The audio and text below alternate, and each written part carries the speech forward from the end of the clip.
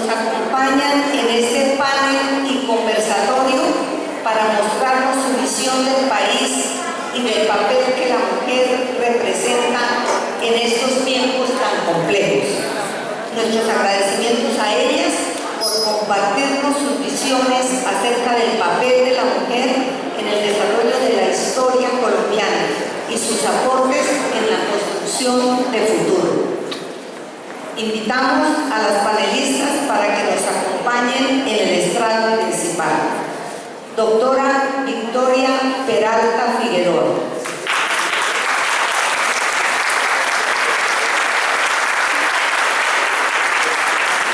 La doctora Victoria Peralta Figueroa es PhD en Filosofía, magíster en Artes y Ciencias, en Ciencias Históricas, es miembro de la Academia Colombiana de Historia y de la Real Academia de Historia. Magíster Lucía Vázquez Celis.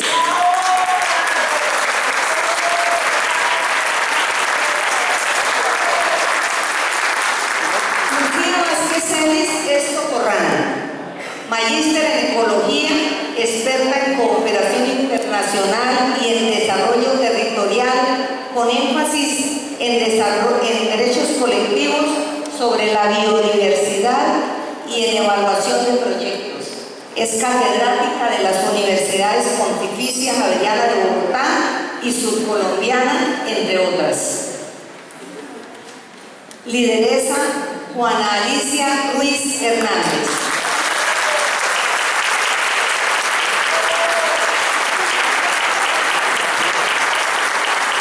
Premio Nacional de Paz 2015. Líder del grupo Mujeres Tejiendo Sueños y Sabores de Paz, las tejedoras de Mancuján. Doctora Gina Magnolia Riaño Barón.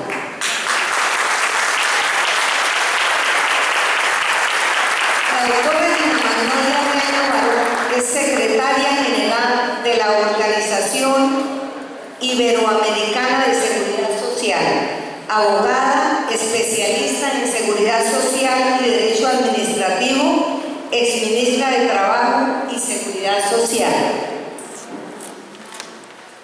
Damos inicio al evento con el saludo de presentación a las asistentes a cargo de la doctora Silvia Rogeles de Rogeles, vicepresidenta de la Fundación Socorranos en Acción.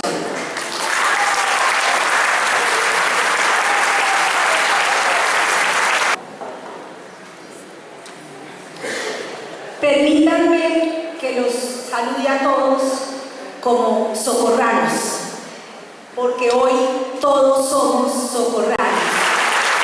Para la Fundación Socorranos en Acción, hoy es un día de especial importancia y trascendencia. Este proyecto fue ideado hace varios meses con la idea forjada por Eduardo Durán Gómez, presidente de la Academia de Historia de Colombia, por nuestro presidente de la Fundación, Miguel López Acevedo, y por supuesto con todos los miembros de nuestra fundación, y hoy se hizo realidad. Gracias a quienes hicieron posible este sueño. En primer lugar, nuestros compañeros de fundación. En segundo lugar, la Universidad Industrial de Santander. Dos de sus ex-rectores nos acompañan hoy.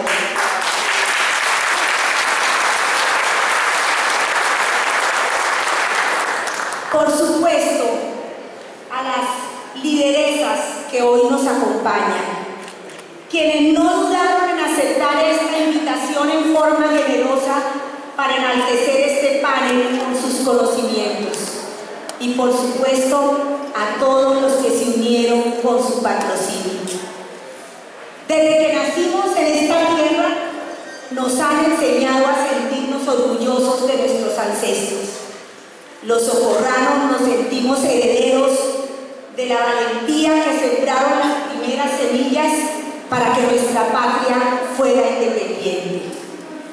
Por eso quisimos conmemorar con un acto muy especial los 200 años del sacrificio de Antonia Santos Plata.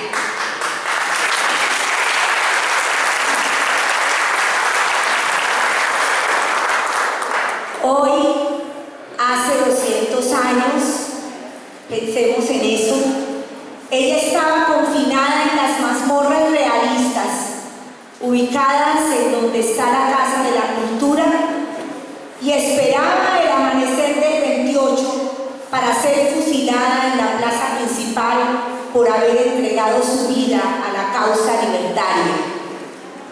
Creímos que el mejor homenaje a esta heroína era concentrar en el socorro a mujeres que desempeñan roles trascendentes para la vida de la sociedad y que su testimonio sea inspirador de muchas otras que existen en todos los rincones de Colombia y muchas veces, aún en forma silenciosa, enarbolan banderas con valentía igual a la de Antonia de hace 200 años.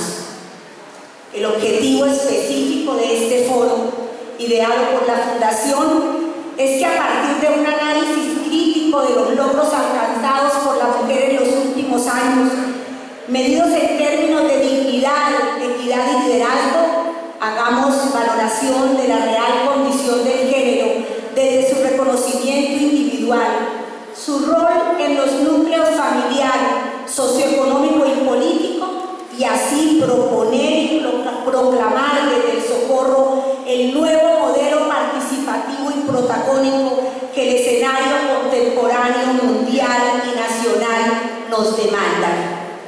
Declaro pues instalado este foro con la emoción del deber cumplido, con la emoción de saber que le estamos cumpliendo a nuestros ancestros, con la emoción de tenerlos a todos ustedes aquí, a todos los que han venido, a todos los que nos han acompañado, a los que nos han ayudado y por supuesto a mis compañeros de fundación. Hoy todos somos socorranos, hoy todos somos Antonia Santos.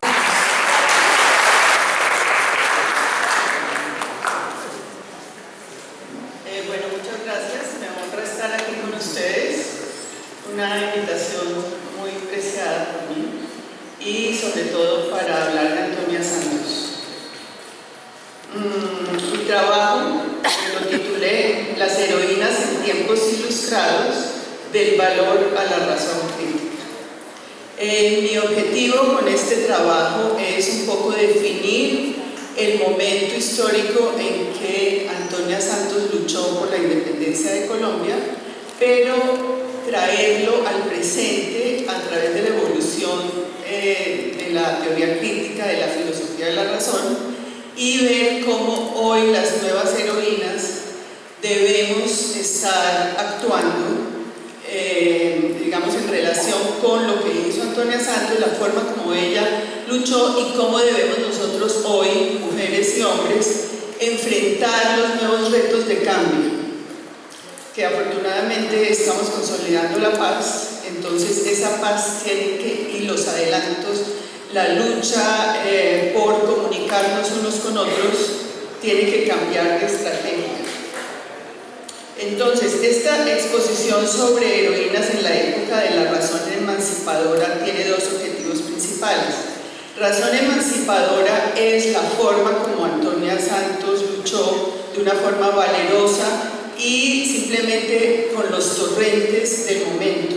En este momento vuelvo a decir que mi objetivo es extrapolar la forma como ella luchó y cómo hoy, en tiempos de paz en Colombia y de acuerdo con lo que está pasando en el siglo XXI, debemos hacer. Entonces, tiene dos objetivos. Primero, entender el contexto político y cultural en el que Antonia Santos se consagró como heroína. Y segundo, prever los nuevos retos con los que se tienen que luchar hoy las nuevas heroínas en el siglo XXI. Se trata de hilar dos momentos a través del desarrollo de la filosofía de la razón. El de la razón emancipadora en la época de la Ilustración, hasta como propone Habermas, en la acción comunicativa hoy. En ambos casos, la acción emancipadora de Antonia Santos y la acción comunicativa contemporánea producen cambios sociales. Tratamos aquí tres temas: heroínas, racionalidad y acción comunicativa, en dos momentos de la historia de Occidente, en el siglo XVIII y en el siglo XXI hoy. Enrique IV dijo que ningún camino es inaccesible al valor. Este sería el caso de Antonia Santos, nuestra Antonia Santos. Nuestra Lorena Valerosa nació en 1782, es decir, 7 años antes de la Revolución Francesa y un año después del estallido prerevolucionario de los comuneros en la Nueva Granada. La fecha de nacimiento de Antonia Santos es crucial como punto de quiebre al estudiar el futuro que tomó la humanidad a partir de ese momento. Crucial porque fue el momento de bifurcación entre dos caminos: de un lado la persistencia del antiguo régimen y del otro la modernidad. El momento de su nacimiento evoca el periodo en el que el mundo occidental se encontraba sometido a monarquías absolutas y por dentro a falta de libertad política, libertad económica, a exclusión social debido a las rígidas jerarquías sociales que impiden la armonía entre los pueblos. Dentro de este contexto, la Nueva Granada hacía parte de las colonias de una gran monarquía, la española. El torrente emocional aprendido y promovido por el movimiento cultural y político conocido como la Ilustración no permitió que el proceso de lucha emancipadora por la libertad, la igualdad y la fraternidad de y entre los pueblos se detuviera o se acallara. Por el contrario, se convirtió en un proceso revolucionario de transformaciones políticas y económicas y además ecuménico. El lapso comprendido entre la acción emancipadora imperante en el siglo XVIII y la acción comunicativa que propone Habermas en el siglo XX y XXI, nuestras heroínas pasan de ser mujeres valerosas con voluntad emancipadora al estilo de Antonia Santos a la mujer actual que debe admitir y producir consensos a través de la acción comunicativa. En resumen, desde Antonia Santos hasta la mujer contemporánea se deja atrás la razón emancipadora y valerosa de comienzos de la modernidad por una crítica continua que produce conciencia y el resultante de la acción comunicativa. Hay una parte filosófica importante que no quiero cansarlos desde Hegel hasta Habermas, pero es un proceso de conciencia que se produce en la humanidad a través de la crítica constante. Habermas, en términos históricos, la modernidad comienza con la razón ilustrada. Con ella se desarrolla el proceso emancipatorio que culmina con la Revolución Francesa y cuyo fin es la libertad, la igualdad y la fraternidad. La razón ilustrada se forma con el proceso filosófico conocido como la Ilustración del siglo XVIII. Ya Kant decía que si el hombre era mayor de edad o no mayor de edad con esta primera revolución. Antonia Santos estaría en ese quiebre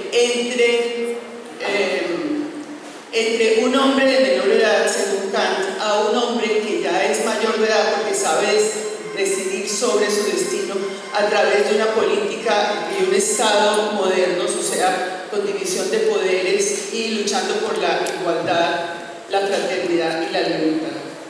Nuestro interés aquí es profundizar para poner en práctica la propuesta de Habermas de la acción comunicativa hoy. Para Habermas, su objetivo político es una sociedad libre en la comunicación y para conseguirlo se requiere eliminar las barreras que lo impiden. Esto es, se inspira él en Freud y el psicoanálisis, porque encuentra paralelismos entre la terapia individual que hace el psicoanálisis y la extrapola a una terapia colectiva de acción comunicativa. El objetivo es lograr que los individuos en la sociedad se comuniquen de una manera no distorsionada, sin bloqueos.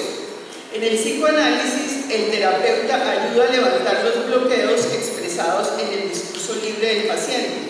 De la misma manera, el teórico crítico, con su forma de argumentar, ayuda a las personas a superar las barreras sociales a la libre comunicación.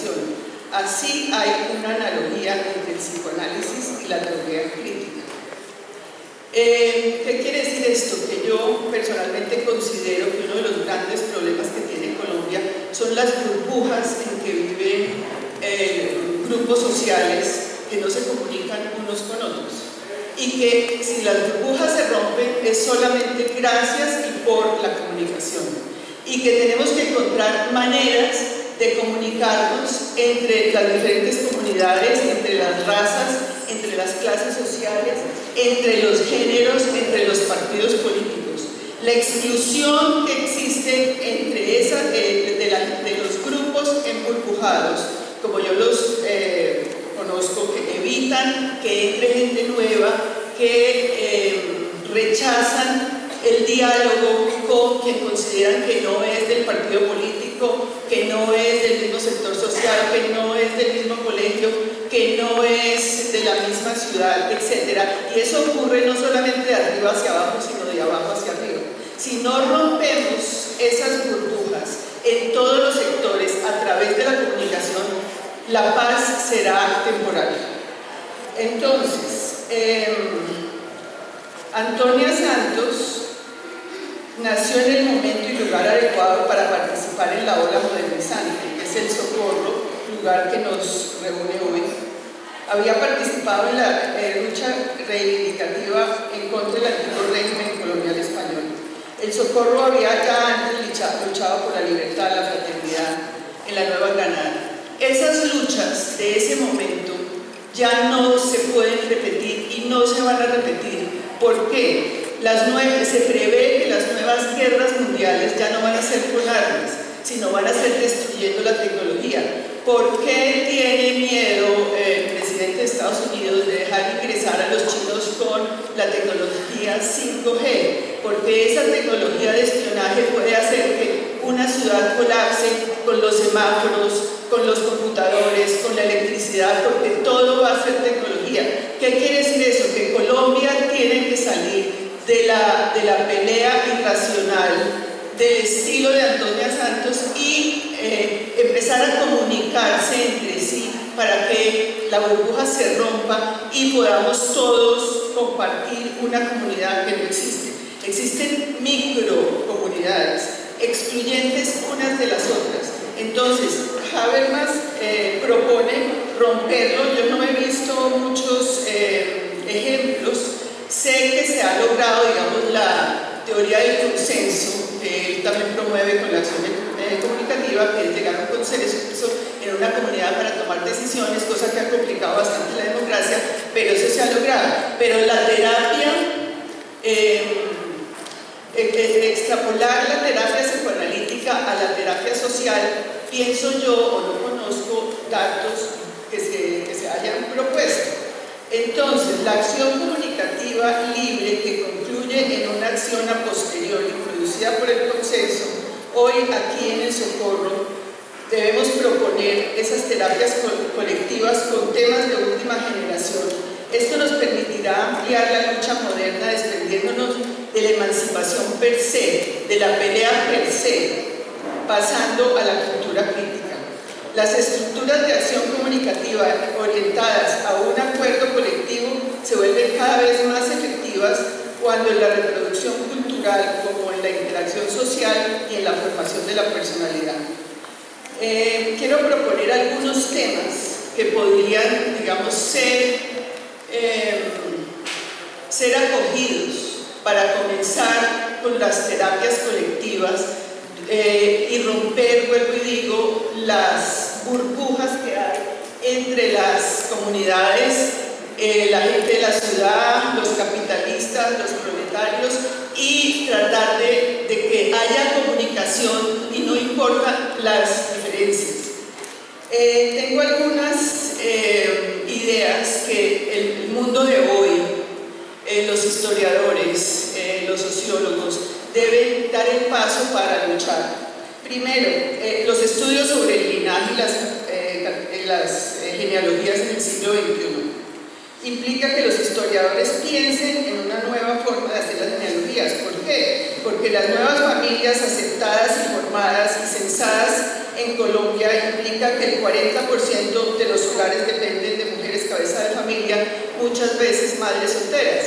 Entonces las genealogías están basadas en los hombres y la transmisión de los apellidos a partir de los hombres. ¿En qué momento esto va a dar un cambio para incorporar a todas las mujeres que no tienen marido? Segundo, el conocimiento del ADN, que son estudios muy de última generación, que muestran no solo el desvanecimiento de la diferencia entre los sexos, sino de las razas. Hoy podemos hablar desde la antropología de una sola raza humana. Es importante empezar a coger esos nuevos estudios que ya están saliendo en las publicaciones, en internet, etcétera, porque se están haciendo y no se han encontrado hasta hoy diferencias raciales en el ADN. Y nosotros seguimos estructurando una sociedad basada en cierta manera heredada de la colonia, que está basada en razas. El tercero, otra posibilidad, es el elogio a la lentitud. Este elogio implica pensar en detener la sociedad de consumo y con él la velocidad de la vida cotidiana, acelerada por la industrialización constante, que no nos permite disfrutar del tiempo, disfrutar de la familia, y que eso son decisiones colectivas de hasta dónde queremos llegar en la aceleración. Es posible que Colombia no tenga necesariamente una decisión, pero sí la conciencia de que a eso tenemos que llegar, a que no más aceleración, no más consumo, hasta dónde queremos que realmente se llegue. Cuarto, promover una nueva feminidad que integre la maternidad y la vida laboral de las mujeres. Actualmente, la maternidad excluye la vida laboral y la vida laboral la maternidad. Es algo que las mujeres también tenemos que pensar hasta dónde queremos llegar con la familia. En fin. Considero positiva y relevante la acción de los medios de comunicación en Colombia en su rol de acción comunicativa, sobre todo la radio, que incluye diferentes voces y opiniones en su radar.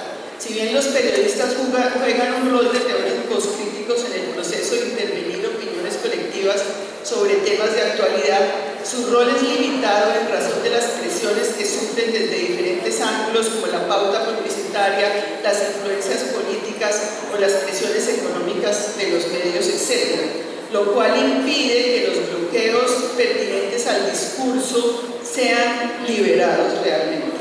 Por lo que no es necesario encontrar, por estas razones es necesario que encontremos nuevos medios para que los discursos emitidos desde diferentes sectores de la sociedad puedan entenderse a cabalidad, entre otros distantes y distintos. Por ejemplo, la problemática de la élite puede ser entendida por sectores periféricos, o el sufrimiento de las poblaciones afrodescendientes en los campos sean oídos en las ciudades. Habría, por lo tanto, que encontrar otros medios o purificar los actuales para que no haya solo terapias de alcohólicos anónimos, sino de mestizos anónimos, de racistas anónimos, etc. Problemas que pueden hacer que la sociedad colombiana sea más amable para todos. Muchas gracias.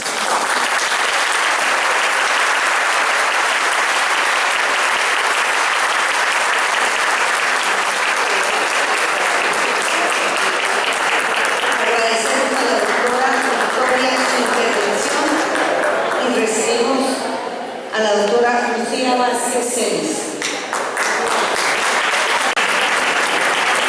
Todos los presentes, a las entidades convocadoras, agradecimiento, y a todos los amigos, amigas y colegas y compañeras de infancia del Socorro, un saludo. El día de hoy, como lo explicaba Silvia, nos convoca desde la transversalidad de los aportes de la mujer en el desarrollo, nos convoca exactamente en dos temáticas. Uno, los logros, los pensamientos y las transformaciones de la historia como producto del accionar de la mujer, y otro tema que no se ha enunciado pero que me han encomendado abordar, que es el reto de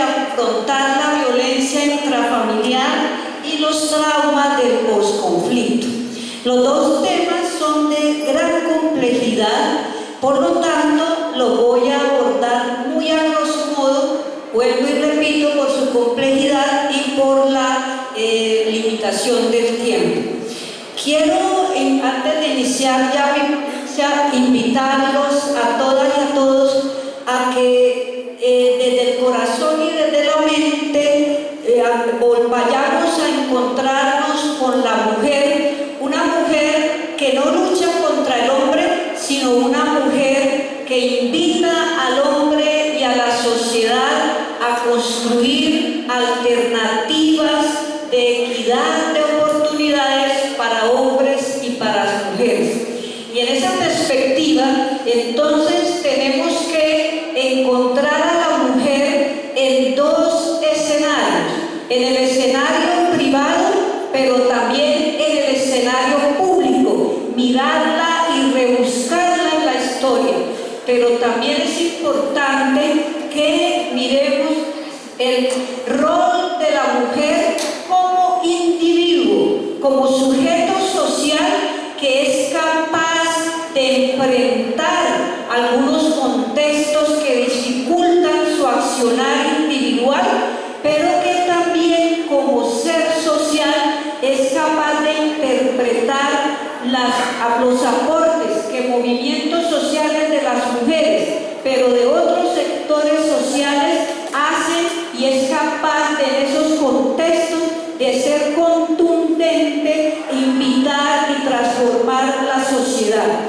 También es importante que tengamos en cuenta, invito a eso, que cuando hablamos de mujeres, nosotras no estamos pidiendo que nos vean como mejor o peor como el hombre, pero que sí, a pesar de la connotación universal de seres humanos, tenemos un carácter diferencial que es reconocido en la normativa internacional y en la nacional, que nos hace que algunas instancias sean propicias para las mujeres alrededor de ese carácter diferencial.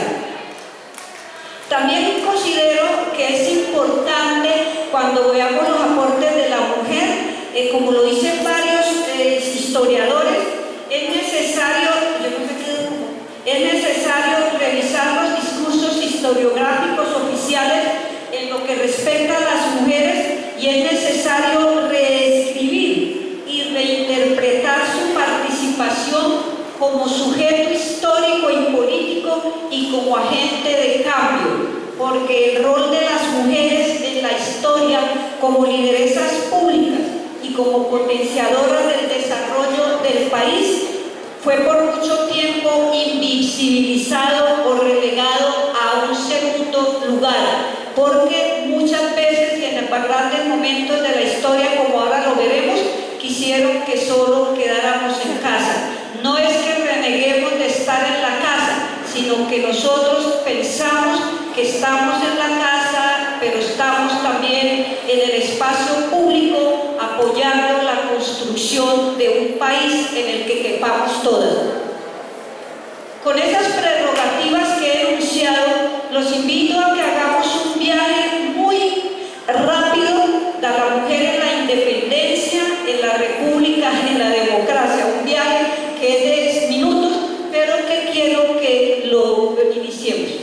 En la independencia, el primer rol que encontramos a la mujer se encuentra en la mujer construyendo el pensamiento del movimiento emancipador. Tal como lo dijera Victoria, la mujer también participó, están en las crónicas, en el movimiento industrial, es decir, en ese proceso que recogía la historia y las noticias de Europa, de Hispanoamérica y también de los acontecer a nivel nacional, y empezaron a construir los contenidos y cuáles serían los derroteros de un movimiento emancipador que se enfrentaba también al interior del país con esa otra visión que planteaba que más que emancipación deberíamos reacomodarnos a la corona española. Los cronistas también citan, por ejemplo, a una mujer que es Bárbara Forero, quien el 22 de julio dio un discurso en Santa Fe de Bogotá, en donde sentó las bases conceptuales de lo que debería ser la emancipación. Encontramos también en la independencia a las mujeres liderando la movilización social. Ojo, no solamente como solidaria o acompañante pasiva, sino liderando la movilización social. Los cronistas señalan que en los hechos del 20 y 22 de julio de 1810, las mujeres lideraban toda la movilización en contra de los oidores y de todas las irregularidades que se cometían. Igualmente se señala que el 13 de agosto de 1810, un grupo que calculan en aproximadamente 600 mujeres marcharon desde la plaza de Santa Fe hasta el convento de la Enseñanza para protestar por la virreina, que lleva luego a la cárcel, la cárcel del divorcio. Las mujeres en la independencia también fueron activas en el campo militar. Y Victoria nos invita a que miremos qué de eso era importante y qué no. Es decir, si es que en los tiempos modernos la insurrección militar es lo que nos conviene, o si en los tiempos modernos el consenso, la construcción desde el diálogo es el camino. No obstante, conviene reencontrarnos con esas mujeres que también participaron en el campo militar, un campo que no era armónico entre los géneros. Una de las evidencias más connotadas es la posición del general Santander, quien promulgó una ley en la que decía, entre otras, textualmente: no marchará en la división mujer alguna bajo la pena de 50 palos a la que se encuentre. Si algún oficial contraviniera esta orden, será notificado con severidad. Esta ley, expedida por el general Santander, no para rechazar la participación militar, sino la de las mujeres, fue de facto contravenida por las mujeres, quienes participaron activamente, algunas veces disfrazándose de hombre. La historiadora Aida Martínez enfatiza que la participación militar de la mujer se dio, fue más contundente entre 1816 y 1819, es decir, en la Reconquista. Una de las mujeres notables que quiero nombrar algunas, porque creo que también es necesario rescatar los nombres y tal vez incitar a algunos a que las estudien, las investiguen. Evangelina Tamayo, que luchó con el Libertador y obtuvo el rango de capitán. Pero también un reconocimiento especial recibieron por parte del Libertador las mujeres del Socorro por su vigorosa lucha. Como dice Silvia, ahí están nuestros ancestros construyendo país. Bolívar dejó el reconocimiento a las mujeres asentado en los libros del Cabildo del Socorro. Una mujer muy connotada por su participación y compromiso en la Reconquista fue nuestra amada María Antonia Santos Plata, que hoy nos convoca y que organizó el primer grupo insurrecto de la provincia del Socorro, que fue definitorio, se le reconocía su disciplina y organización, que fue muy definitorio para garantizar el triunfo patriota, porque ellos participaron en el Pantano de Vargas el 25 de julio, en la batalla del río Piedra en Charalá el 4 de agosto y en Boyacá en el 7 de agosto. Pero también las mujeres patriotas fueron víctimas de la violencia realista. Desde 1813, los comandantes realistas condenaron a las mujeres a la pena capital con el propósito de amedrentar la población. Pese a esa participación de las mujeres en la independencia en diferentes campos, Los invito y las invito que veamos, lleguemos ahora a la República. ¿Qué pasó con la mujer? Pues en el siglo que duró la República, las mujeres fueron silenciadas del espacio público. Se prohibió de hecho porque los códigos penal y civil que fueron construidos a semejanza de las legislaciones españolas de la colonia y que también le tomaron algo del código napoleónico, ignoraron y silenciaron a la mujer. Quiero leer rápidamente unas palabras que en 1886 sentenció el constituyente José María Samper, que decía: la mujer no ha nacido para gobernar la cosa pública y ser política, porque ha nacido para orar sobre la sociedad por medios indirectos, gobernando el hogar doméstico. Esa era la República. ¿Qué pasó con las mujeres en la democracia?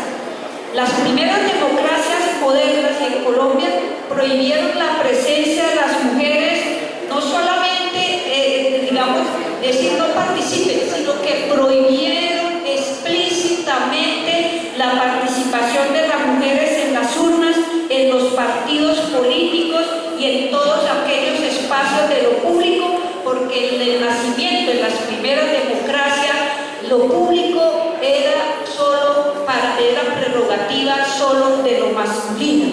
Las mujeres en la democracia no teníamos el derecho al voto, no teníamos derecho a la participación política, y estamos hablando en la primera década de este siglo, del siglo XX. Pero las mujeres no se silenciaron, y entonces las vamos a encontrar a partir de la década de los 20, iniciando una serie de reivindicaciones por derechos que no solamente beneficiaban a la mujer, sino que transformaban el entorno político y cultural de Colombia para una participación equitativa y cualificada, que aún todavía no se da, pero que se invita desde entonces a todos para construir el país.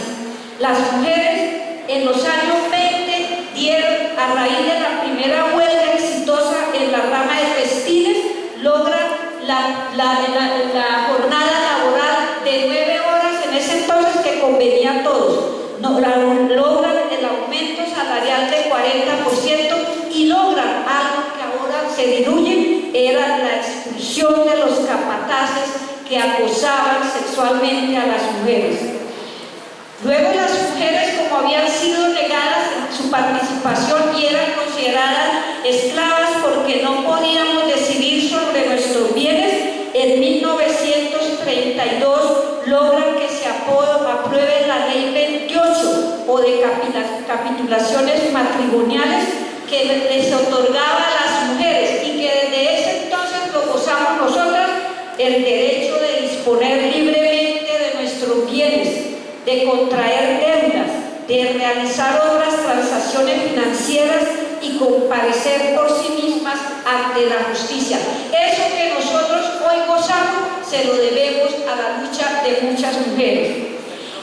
Como también estaba prohibido el acceso a la educación superior, en 1933 las mujeres logran que por fin la universidad nos abriera las puertas, y en 1938, de manera muy juiciosa y eficaz, se gradúan las primeras 6 profesionales mujeres en Colombia.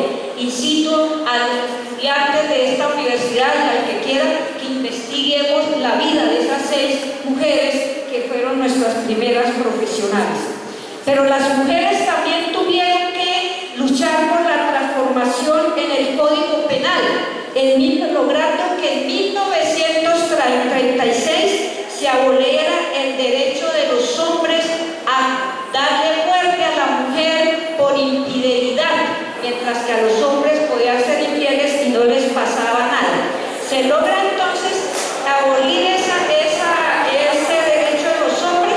No obstante, hasta 1980 permaneció en el Código Penal la figura de la legítima defensa del honor como por el cual a los hombres se les menguaba la pena porque se consideraba que daba muerte a la mujer por en el estado de ira e intenso dolor, es decir, lo que ahora conocemos como feminicidios y que pedimos que castiguen hasta 1980, era parte natural de nuestro Código Penal.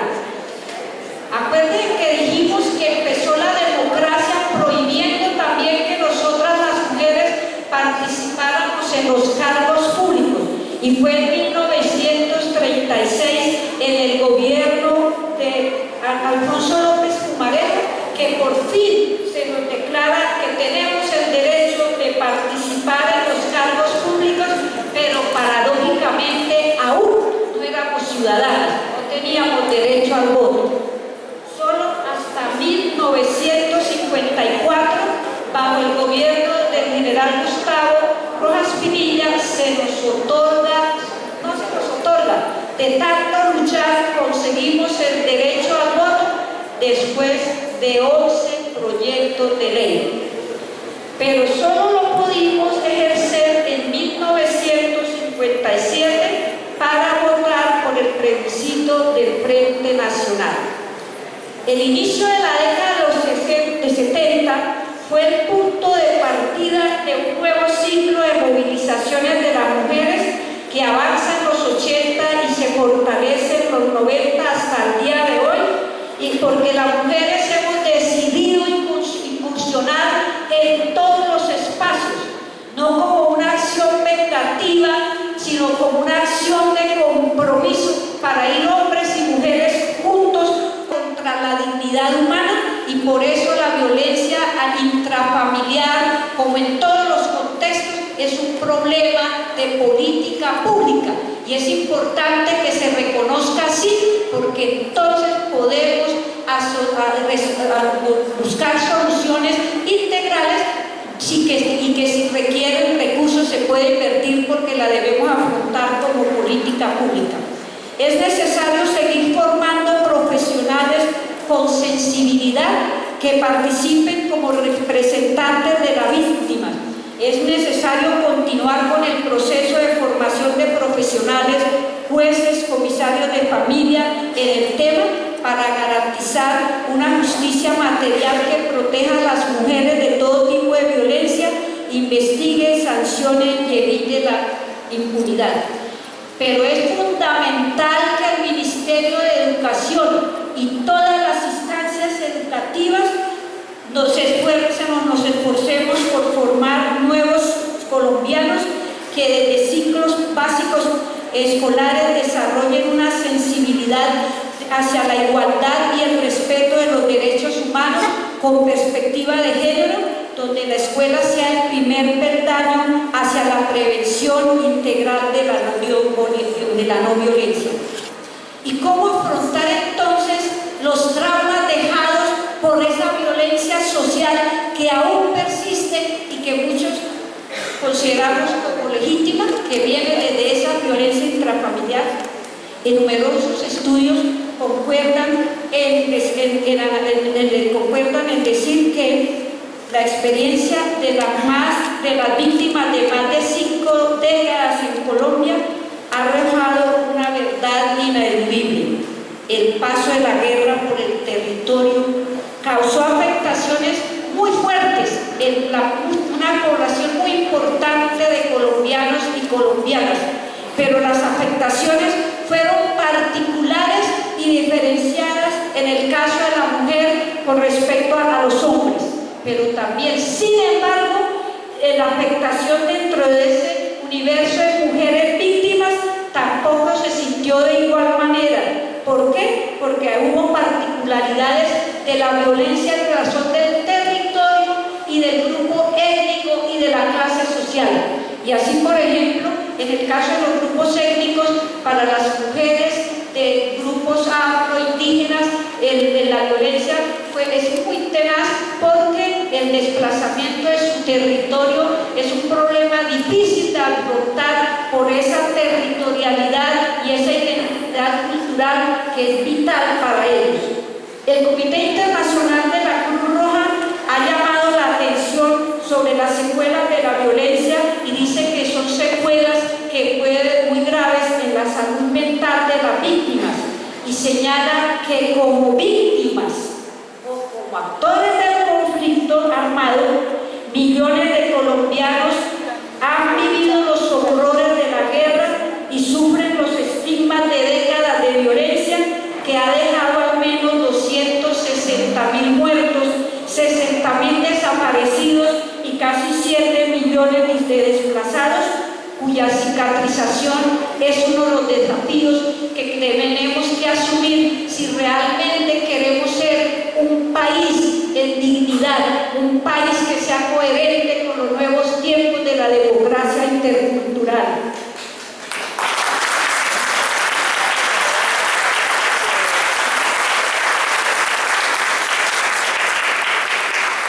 La Organización Internacional para las Migraciones señala que el 80% de las víctimas del conflicto no olvidan, pero pueden vivir con su sufrimiento, pero que el 20% tiene un trauma profundo en su vida. Y dice el Comité Internacional que si ese trauma no se atiende, que es un trauma que afecta la salud mental y que se manifiesta en depresión, en ansiedad, problemas de adaptación y estrés postraumático, que si no lo asumimos, si no lo enfrentamos y no lo acompañamos como sociedad, puede ser esas víctimas pueden convertirse en nuevos factores de violencia, es decir, en un círculo vicioso, se repite la violencia. Una sociedad como la colombiana, fracturada por el conflicto violento, estamos llamados a enfrentar la consecuencia de esa violencia, a apoyar a las víctimas y los sobrevivientes y reconstruir a las personas víctimas, pero también reconstruir los tejidos sociales que hacen parte de la vida en dignidad de tantas personas desplazadas y afectadas por la violencia. Se hace urgente el acompañamiento psicosocial efectivo de las víctimas. Y termino diciendo, es muy importante que trascendiendo los odios, trascendiendo las diferencias políticas, de clase, trascendiendo las estigmatizaciones, vuelvo y repito, necesitamos un acuerdo nacional que ayude a atender a las víctimas. La ley de 1448 del 2011 es una ley que tiene vigencia, que si hay que modificarla, pero no hay que desaparecerla como algunos plantean, porque es una ley que busca el restablecimiento de las condiciones físicas y sociales de la población víctima y la garantía del derecho a la atención en salud física, mental y psicosocial dentro de unos marcos éticos que permitan la dignificación y la recuperación de los efectos ocasionados como consecuencia de las graves violaciones de los derechos humanos, del derecho internacional humanitario derivados del conflicto, que como sociedad invito y tenemos que ser capaces de resolver. No es posible que Colombia tengamos el único destino de la muerte y de la violencia. Gracias.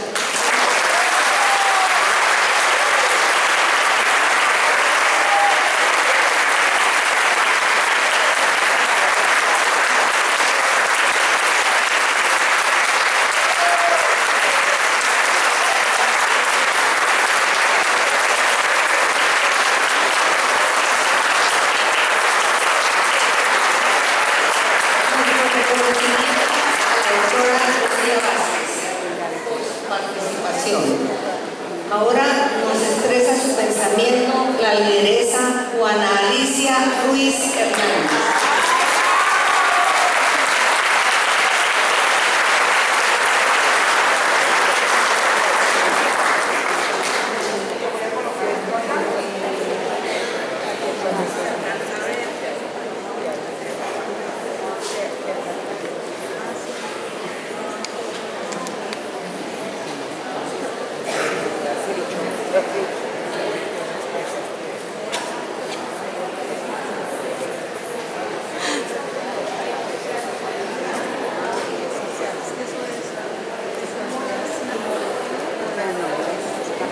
Muy buenas tardes, Dios les bendiga a todas. Yo me siento muy honrada por esta invitación, estar al lado de estas ponentes maravillosas. Yo soy una mujer campesina. Les voy a contar un poco acerca de mi historia. Yo le pido al señor que está ministrando que pase un poquito rápido la foto, porque quiero mostrar también un video de la forma resiliente con la que hemos venido superando todos los duelos. Como me invitaron a contar un poco de la historia de vida, yo les voy a contar algo de mi historia de vida, algo que hasta hace poco lo estoy contando, por muchos años lo mantuve en secreto, no para que me vean como la pobrecita víctima ni con lástima, porque todo lo contrario, me he propuesto en mi vida ser una mujer de inspiración a las personas que han sufrido, a las personas que creen que se les acabó todo porque les ha pasado algo fuerte o se les ha frustrado en su vida. A los 6 años de edad, mi familia campesina que vivía en los Montes de María, en el corazón de los Montes de María, donde no había luz, no había nada artificial, todo natural. Mi mamá me lleva a Venezuela buscando unas nuevas oportunidades de vida y desde los 6 añitos de edad comienzan a abusarme sexualmente. Una niña, digamos, borroncha, como decían allá, inocente, personas, muchos mayores, comenzaron a abusarle. Eso generó en mi vida un trauma muy fuerte, un impacto muy fuerte, al punto que siempre pensé durante toda mi infancia, ¿para qué estoy viva? Debiera estar muerta. Pensé toda mi vida, ¿por qué nací mujer? ¿Por qué no fui hombre? ¿Por qué tanta desigualdad? Tanto puño, tantas cosas injustas por ser niña, por ser pobre, por ser negra muchas veces, discriminada, rechazada, quítate negra, negra inmunda, negra hedionda. Entonces, vivir en una, digamos, en una sociedad clasista, excluyente, es muy duro. Y sentirte nada, sentirte pues una escoria, es muy duro. Pero eso no acabó con mi vida. Yo recuerdo que comencé a pintar, comencé a hacer arte sin saber que era arte, de esas cosas espantosas que me pasaban cuando me encerraban, a hacer muchas cosas que no voy a detallar. Y yo comencé a pintarlo, y eso comenzó a surtir un experto en mí, de irlo superando, de irlo recordando sin hacerme tanto daño.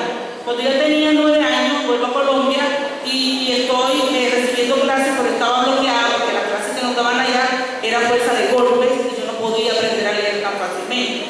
Entonces yo estaba escuchando las clases y dibujaba, y un día la maestra se dio cuenta que yo estaba dibujando y que dibujé una mujer desnuda.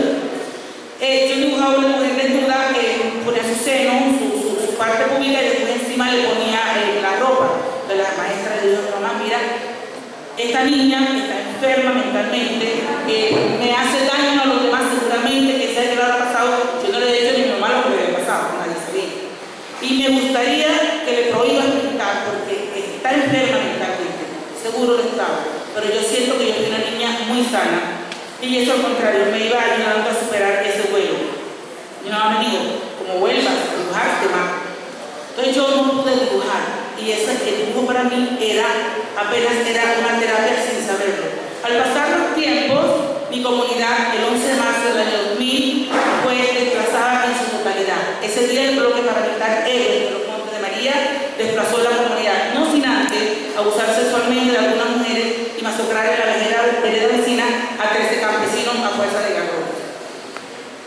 Ya yo tenía, ya estaba en mi etapa de juventud y eso volvió a marcar mi vida. No me abusaron sexualmente, familiares.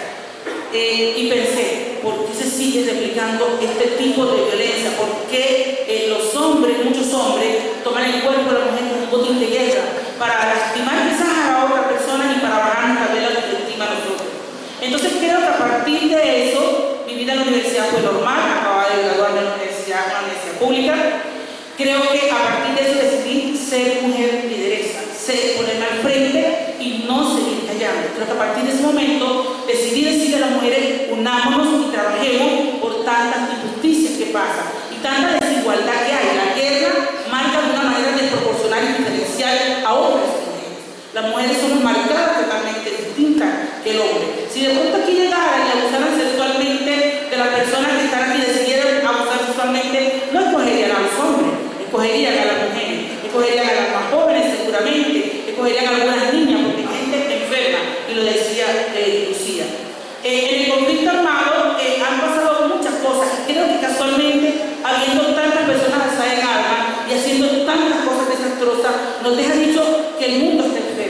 que Colombia estuvo enfermo en un tiempo. Un ser humano, una persona hermana de patria, hacerle a otra persona lo que pasó en Colombia, en Montes de María, denota que hay una enfermedad. Pero le contaba esta historia para decirle que esto que nosotros hoy hacemos, eso está estudiado, lo trajo una norteamericana, la técnica del twisting o el arte de retazo, como estrategia para superar el trauma y aumentar la resiliencia. Ella nos decía en teoría, mujeres, si ustedes toman el dolor que tienen interno y lo ponen en un segundo plano, ese dolor lo van a ver de una manera distinta y lo van a procesar y lo van a recordar de una manera distinta porque están tratando con los demonios que los están atormentando. Y entonces ustedes toman el dolor y toman el demonio y comienzan a apoyarlo y a molestarlo y eso se va yendo. No es lo mismo que hacía yo cuando era niña y cuando mi maestra dijo que yo estaba traumada, es lo mismo. Lastimosamente, en ese momento yo fui pintada como una enferma mental. Yo considero que estoy más sana que un montón de personas que hoy ocupan unos lugares privilegiados y que sí crean leyes y crean cosas que hacen daño, que están perdiendo la humanidad. Lastimosamente, a las personas de abajo, las ideas que tenemos, las personas de abajo, las personas pobres, a veces se toman poco en cuenta. Entonces decidimos que las leyes y que las cosas que en este momento, las decisiones que iba a tomar el gobierno, debían tomarnos en cuenta. Y para eso comenzamos a formar grupos de mujeres y a trabajar. Y como el tiempo es muy corto, solo tengo 10 minutos, le pido por favor a alguien que me ponga el video, que no podía adelantar, pero necesito mi minuto 5. Comenzamos a trabajar desde las bases, comenzamos a trabajar con los niños y niñas, que también reclaman su espacio y su voz. A veces tomamos las leyes y las creamos para ellos y ellos. No les preguntamos qué quieren, qué te parece. Ese tipo de cosas, empezamos haciendo ese tipo de cosas. No, un poquito algo, porque a veces no salen los niños. Esas son las mujeres. Comenzamos con los niños. ¿Qué quieren hacer? Los niños dijeron, queremos aprender jugando.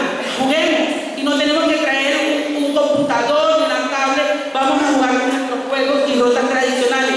¿Qué nos enseñaban esos juegos y rotas tradicionales? Esos juegos y rotas tradicionales son juegos de roce, de movimiento, donde hay una competencia y nos enseña a ser tolerantes. Nos enseña que a veces se gana y se pierde. Nos enseña que somos un colectivo y nos enseña muchas cosas. Y ahí comenzamos a hacer ese tipo de cosas y comenzamos a coser y a narrar las historias como una denuncia. En Montes de María estaba prohibido contar, en Montes de María estaba prohibido llorar, en Montes de María estaba prohibido en ese momento del conflicto reunirse. Y nosotros fuimos muy valientes. Nos reunimos y narramos y contamos, denunciamos todo lo que estaba pasando de manera no verbal a través de este arte. Y aquí tienen, aquel es una de las primeras masacres que nosotros, junto con la familia, comenzamos a contar. Aquí está pasando algo en Montes de María. Hay muertes selectivas, hay muertes colectivas. Y eso fue importante para que la comunidad internacional pusiera sus ojos sobre Montes de María. Nosotros superamos el conflicto y yo creo que en otras partes de Colombia del mundo también lo pueden superar. Este conflicto nos enseñó a confiar, porque lo primero que mata el conflicto es la confianza. Nos enseñó a confiar en nosotros, en nuestra capacidad. Nos enseñó a confiar también en el que llega y nos dice que queremos ayudar. Nos enseñó a formular propuestas, a aprovechar los espacios para formular propuestas y no para seguirnos quejando, no para seguirnos lamentando.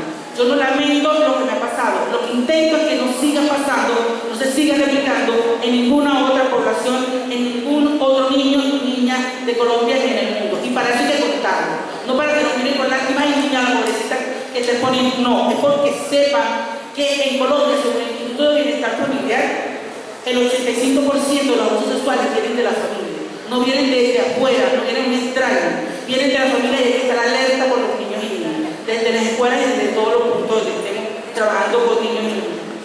No sé cuánto tiempo llevo. Quería mostrarles, esta es mi comunidad Pampuján. El 11 de marzo nos quitaron todo. Nosotros nos fundamos en 1882. Formamos algo y en un solo día, el 11 de marzo del año 2000, nos quitaron todo. Pero nosotros seguimos e insistimos, seguimos trabajando y logramos ser la primera comunidad en ser reparada por la ley 975 o la ley de justicia y paz en el gobierno de Álvaro Uribe, cuando era el tema con los paramilitares. La ley 975 fue firmada con los paramilitares y fuimos las primeras sentencias de restitución de tierra. Y nosotros no votamos por Uribe, quiero aclarar. Lo que les quiero decir es que fuimos esa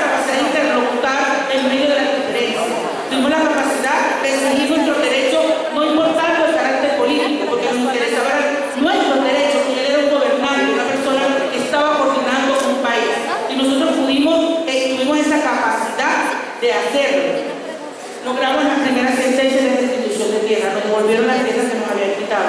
Nos devolvieron cosas que nos habían quitado, como el ganado, como los proyectos productivos, como la capacidad para llegar a la universidad, como la capacidad para ser un gran artista, que te quita la guerra, que te quita el conflicto.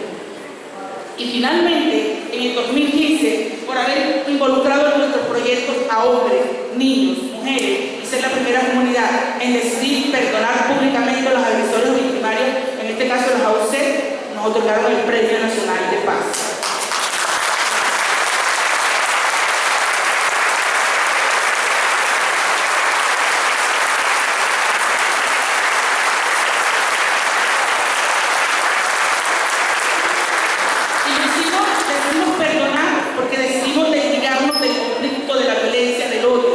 Dijimos hasta aquí, y para eso tienen que perdonar a quien te ha hecho daño, para no seguirlo recordando. O si no, les voy a poner un ejemplo. Cuando sabemos que el novio o la esposa o el esposo tiene un amante, ¿quién no quiere saber cómo es ese amante? ¿Cómo se viste? ¿Si es más bonita? O cómo es. Entonces siempre estamos pensando en el amante y en el amante del otro y nos hacemos más daño. Entonces nosotros dijimos, no, nosotros seguimos permitiendo que los victimarios estén en nuestra mente y en nuestras imaginaciones de venganza. Tenemos que sacarlos y la única forma es sanarnos internamente, emocionalmente, tener una reconciliación con nosotros, con Dios, con la naturaleza, a la que también le hicimos mucho daño, con los vecinos y con la familia. Y entonces sí, después llegamos y les dijimos, te perdonamos. Y eso fue algo que para nosotros rompió una cadena impresionante, porque ya no íbamos a la alcaldía con rabia, con ganas de pelear, ya no íbamos a la gobernación a pelear, íbamos a formular proyectos de iniciativas y a ser amigos. Ya yo no, por ejemplo, ya no íbamos con la mochila llena de piedra, o si nos decían que no partí los vidrios, porque cuando tenemos rabia interna, no la hemos procesado, cuando tenemos deseos que no se han cumplido, derechos que no se han resarcido, apelamos a la violencia. Cuando no tenemos una capacitación, no necesariamente de psicólogos ni de expertos que vengan de otro país, comunitaria, una capacitación donde nos enseña que a través de la violencia se genera más violencia y la violencia es cíclica, que tenemos que minimizar la violencia.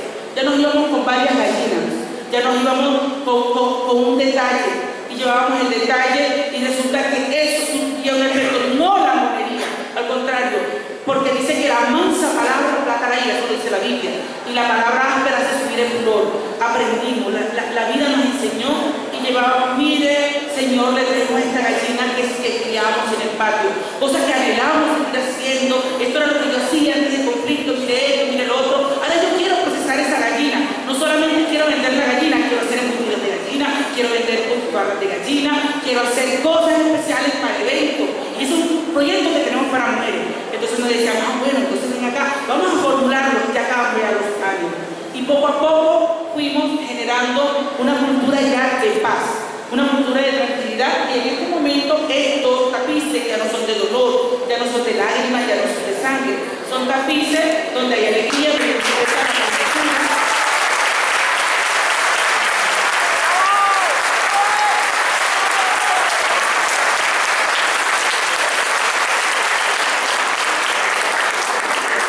y estamos trabajando con diseñadores de moda que nos están aplicando en chaquetas, en faldas. Estamos haciendo para poder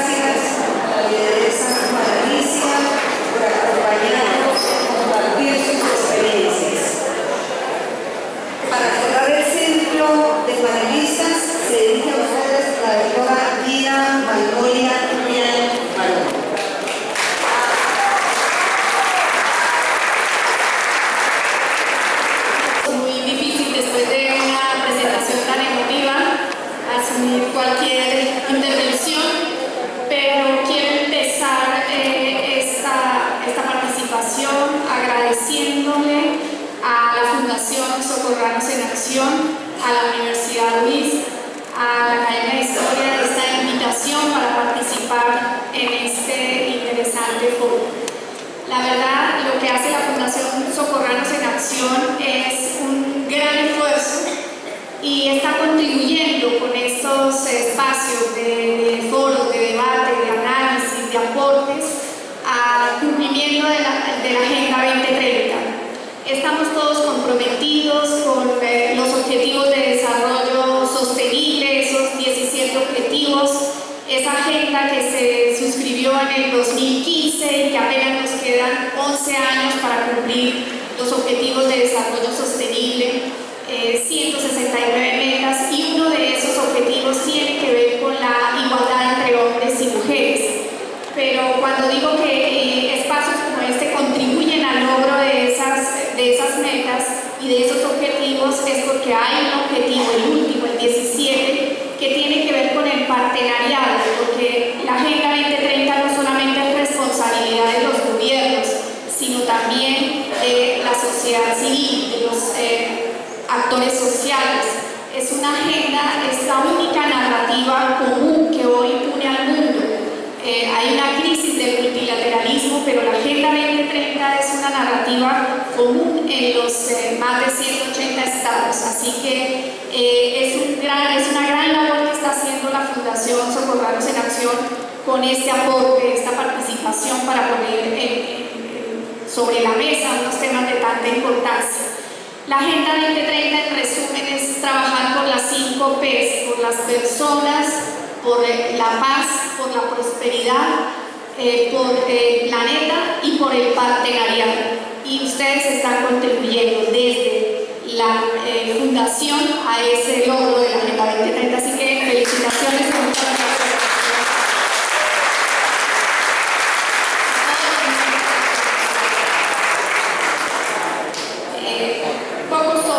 Sobre la Organización Iberoamericana de Seguridad Social y por qué estamos aquí. Este es un organismo internacional de carácter técnico y especializado que busca el bienestar económico y social de los países iberoamericanos a través del fortalecimiento de sus sistemas de seguridad social y de protección social.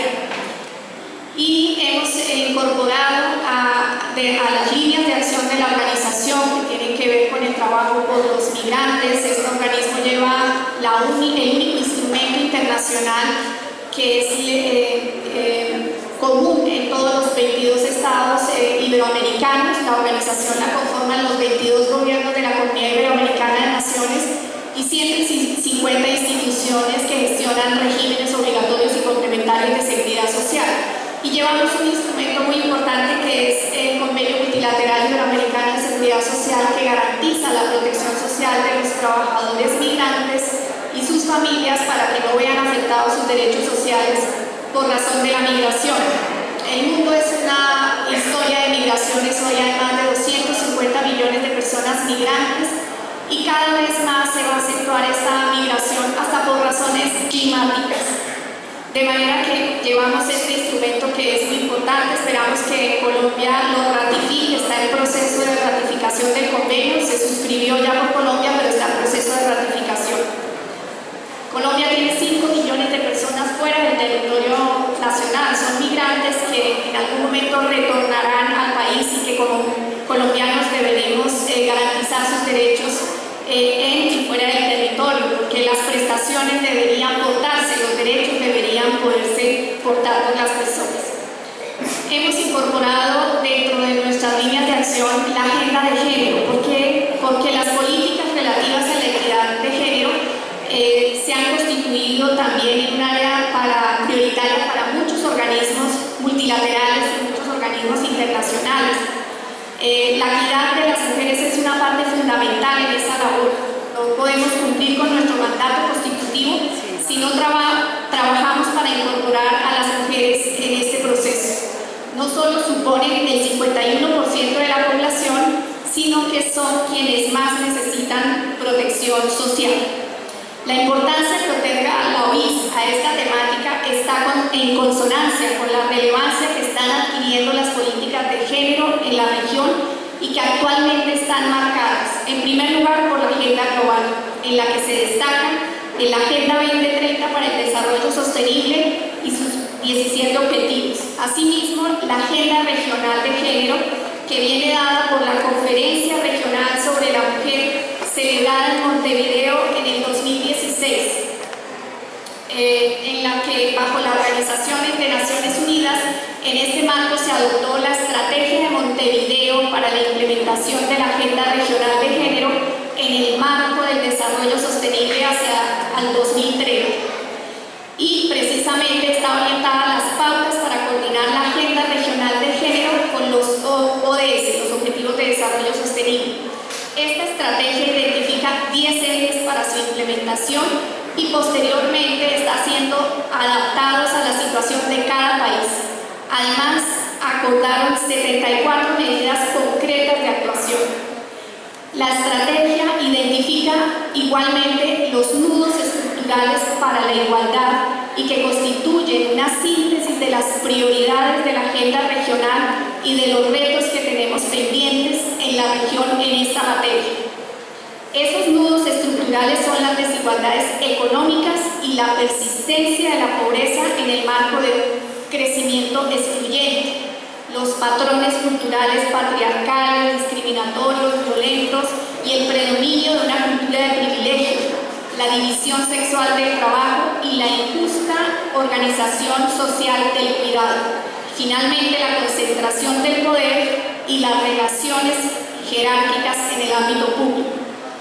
La estrategia menciona otro aspecto fundamental entre la coordinación de la agenda regional y la agenda global y que se pueden extrapolar por regiones. Se trata de la necesidad de transversalizar el género a todos los ODS y no solamente al 5 para lograr su cumplimiento, ya que, por ejemplo, no se podrán reducir los niveles de pobreza si no se aborda desde una perspectiva de género, ya que tienen una mayor incidencia en las mujeres, como tampoco se logrará el acceso al agua limpia, al saneamiento, sin considerar el papel de las mujeres en la gestión del agua. El balance hasta la fecha de la aplicación de la agenda de género para responder a esta realidad tiene luces y sombras. Por un lado, se debe destacar el desarrollo normativo en favor de la igualdad, así como los avances en la institucionalidad de las políticas de género. Muestra de ello es la existencia de mecanismos para el adelanto de las mujeres en la región, más de la mitad, el 55% de los cuales tienen rango de ministerio o su equivalente, y otro 15% dependen de las presidencias de los gobiernos. Debemos también destacar el avance en la educación, especialmente la educación superior, donde superan a los varones en varios países, y en el mercado laboral, en el que por primera vez participan más del 50% de las mujeres en edad de trabajar. En los temas pendientes existen retos muy importantes. América Latina sigue siendo la región más desigual del mundo, a pesar de los avances que se han dado, y esa desigualdad está protagonizada principalmente por mujeres. Según la CEPAL, si bien la incidencia de la pobreza descendió en la región en la primera década del siglo XXI, el índice de feminidad de los hogares pobres se fue incrementando paralelamente, mostrando que hombres y mujeres no se han beneficiado por igual de la bonanza económica de la que disfrutó la región.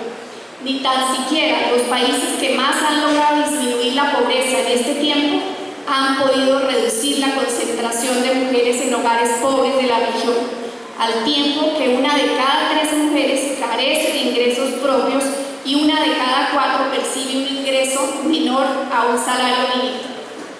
Por otro lado, las mujeres acceden a menos ganancias y dependen más de las transferencias de recursos.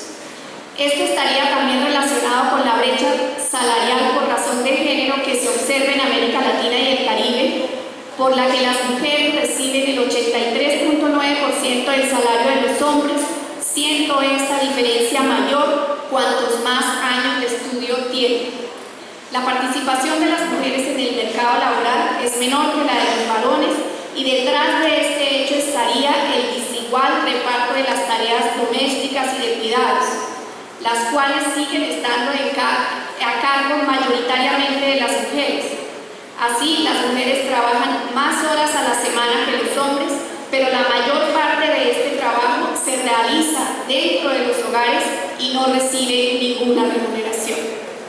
En este sentido, es especialmente significativa la situación de las mujeres en el ámbito rural y la de las jóvenes que ni estudian ni trabajan, más de la mitad de las cuales se dedica a las tareas de cuidado.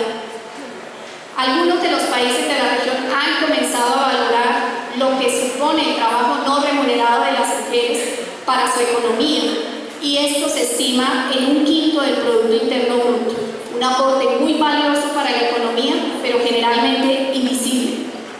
También son mayores las tasas de desempleo femenino, especialmente entre mujeres afrodescendientes, y cuando las mujeres se integran finalmente al mercado laboral en la región, 8 de cada 10 lo hacen en sectores de baja productividad, a pesar de sus mayores niveles de instrucción.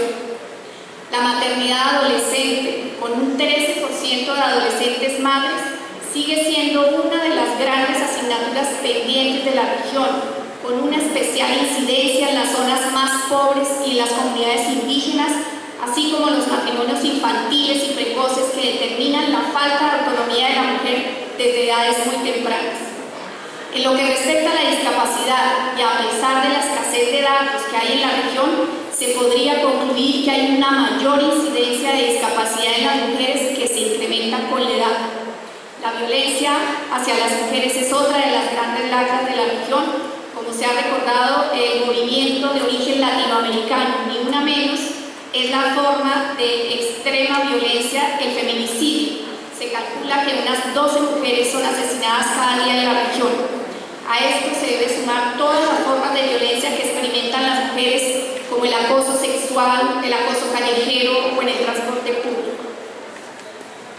Entrando en el ámbito de la protección social, se podría señalar que las mujeres acceden menos que los hombres a pensiones y jubilaciones contributivas, el 37% frente al 47%, y cuando lo hacen, las cuantías de sus pensiones son inferiores, mientras las mujeres son también mayoría de perceptoras de pensiones no contributivas de menor cuantía.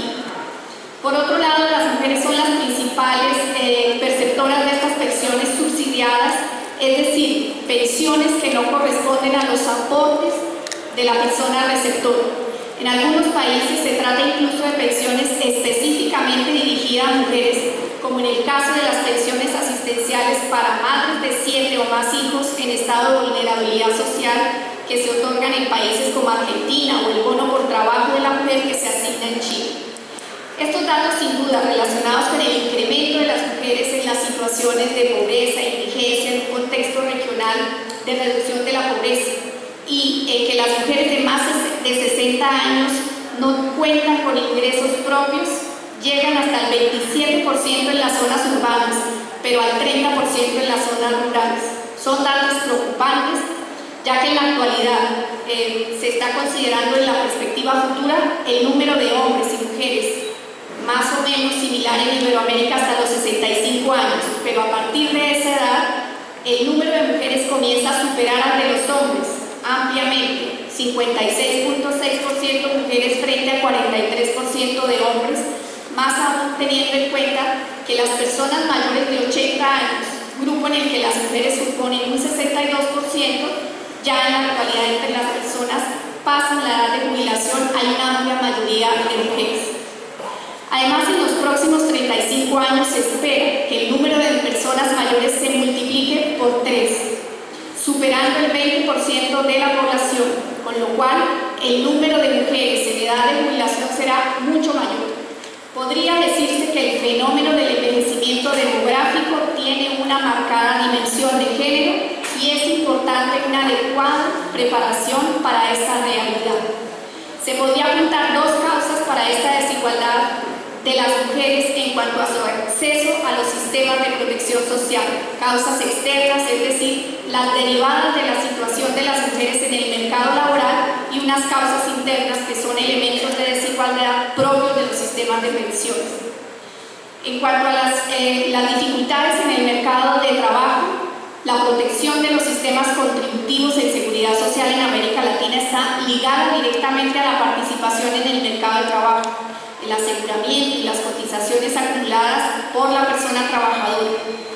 Por eso, la protección que se recibe del sistema, las pensiones, la asistencia en salud, el acceso a los servicios sociales, los programas de salud laboral, dependerá directamente de los aportes que haya realizado la persona cotizante durante su vida activa en el mercado laboral. Pero el mercado de trabajo es uno de los ámbitos donde más obstáculos enfrentan las mujeres, obstáculos que son determinantes para su acceso a los sistemas de protección.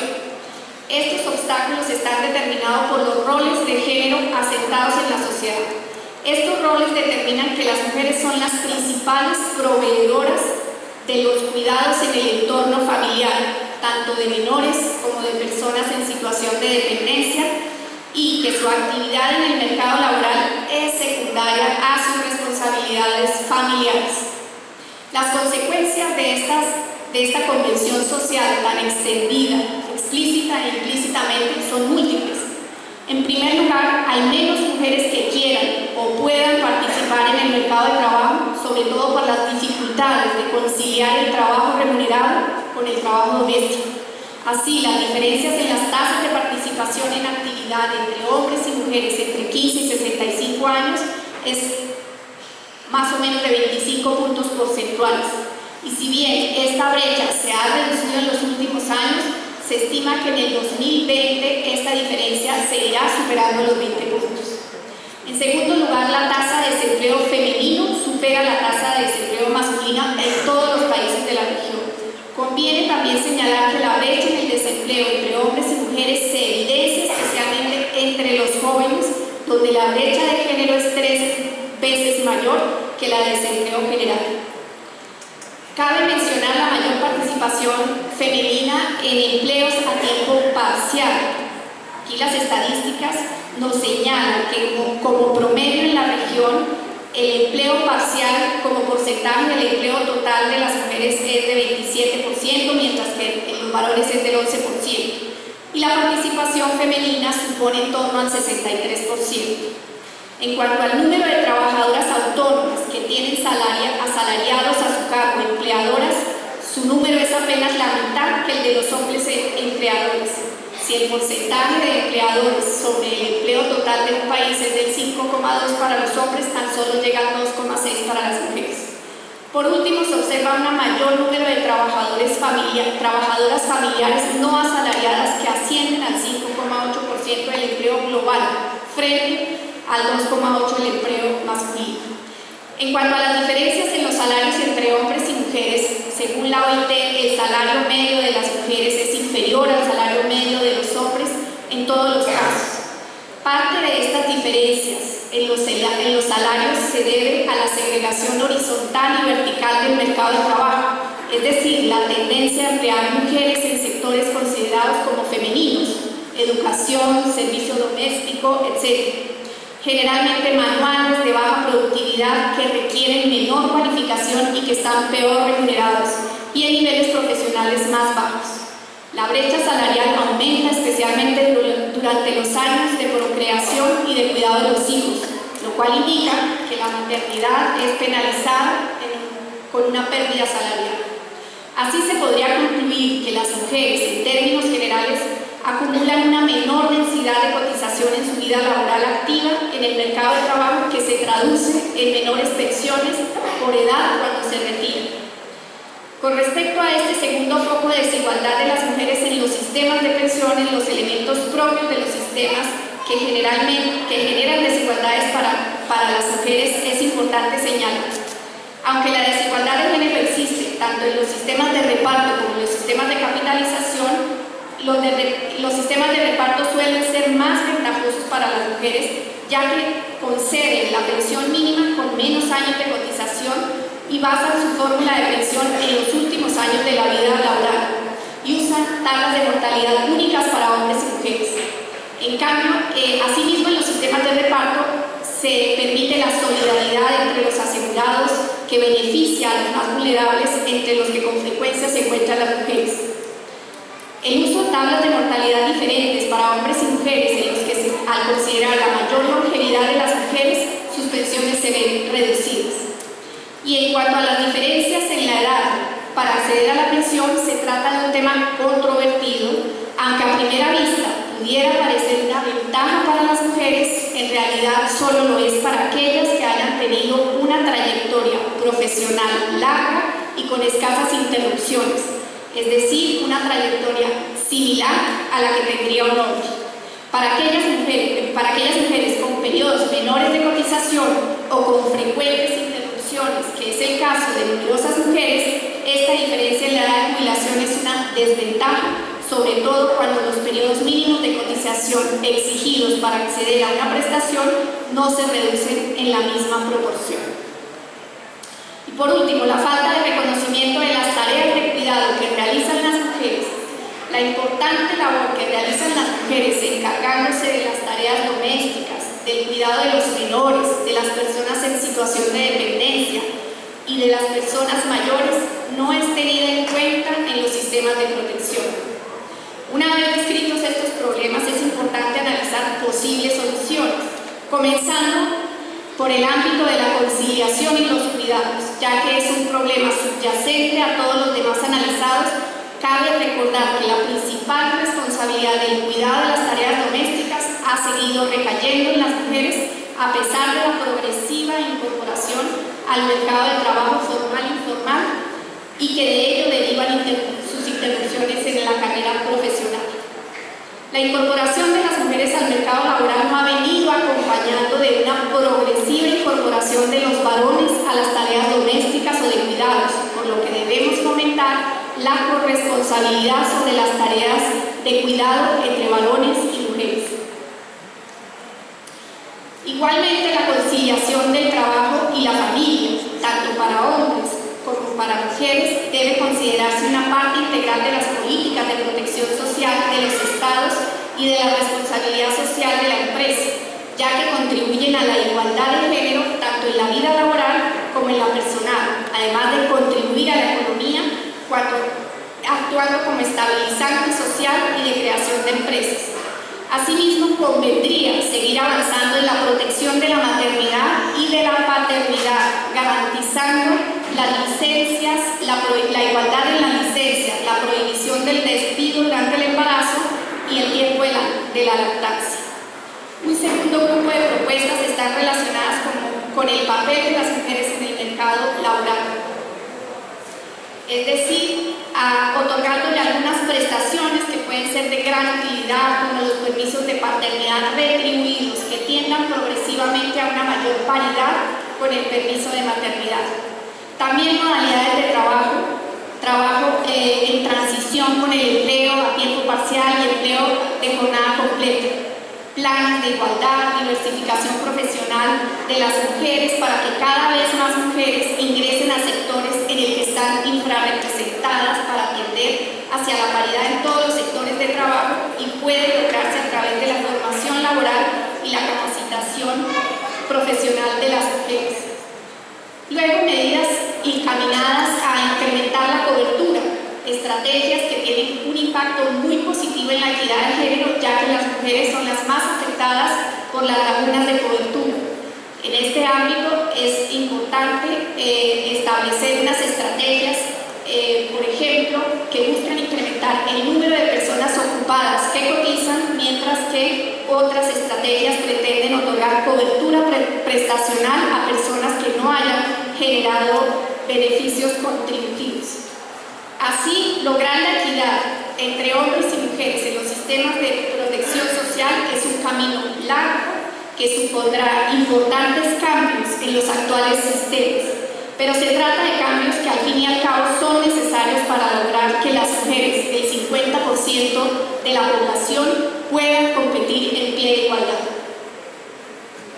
Los planes de seguro social deben ser diseñados con perspectiva de género, ya que la mayoría de los programas no hacen distinción en cuanto al género y se diseñan igual para hombres y mujeres. De esta forma, se hacen bajo el patrón de carreras profesionales masculinas que no reconocen las dificultades de las mujeres en el mercado laboral ni las especificidades de sus trayectorias profesionales. Como se trata de hacer propuestas concretas que puedan surgir de este importante foro,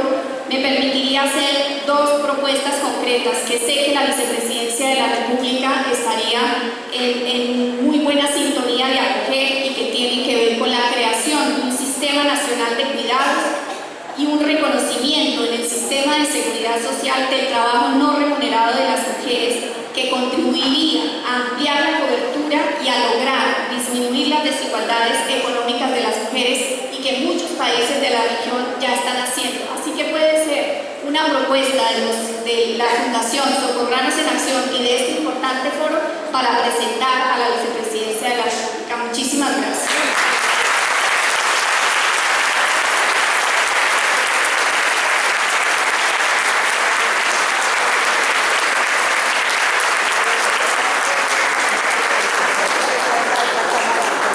Estamos muy complacidos por haber tenido el privilegio de oír las voces de 4 colombianas valientes y comprometidas con su papel en la historia.